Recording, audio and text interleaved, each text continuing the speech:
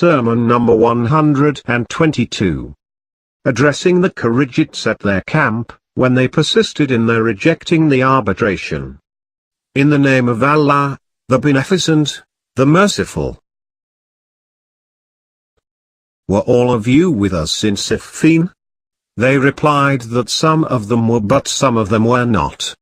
Amir al-Mu'minin said, then you divide yourselves into two groups.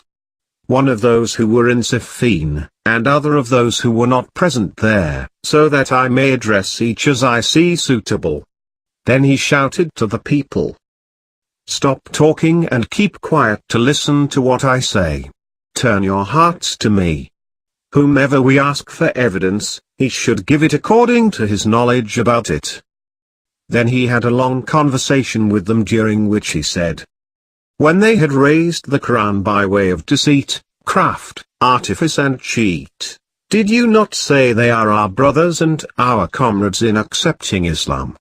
They want us to cease fighting, and ask for protection through the Book of Allah, the Glorified. Our opinion is to agree with them and to end their troubles. Then I said to you, in this affair the outer side is faith but the inner side is enmity. Its beginning is pity and the end is repentance. Consequently you should stick to your position, and remain steadfast on your path. You should press your teeth, to put all your might, in jihad, and should not pay heed to the shouts of the shouter.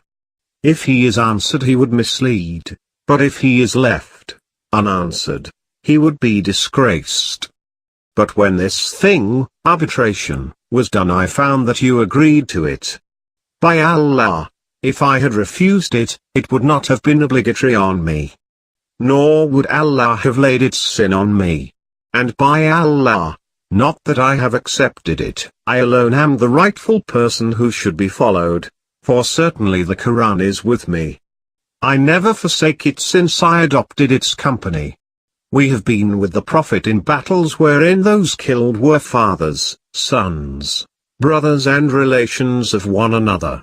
Nevertheless, every trouble and hardship just increased us in our belief, in our treading on the right path, in submission to divine command and in endurance of the pain of wounds. We now had to fight our brethren in Islam because of entry into Islam of misguidance, crookedness, doubts and wrong interpretation. However, if we find any way by which Allah may collect us together in our disorder and by which we may come near each other in whatever common remains between us, we would accept it and would give up everything else.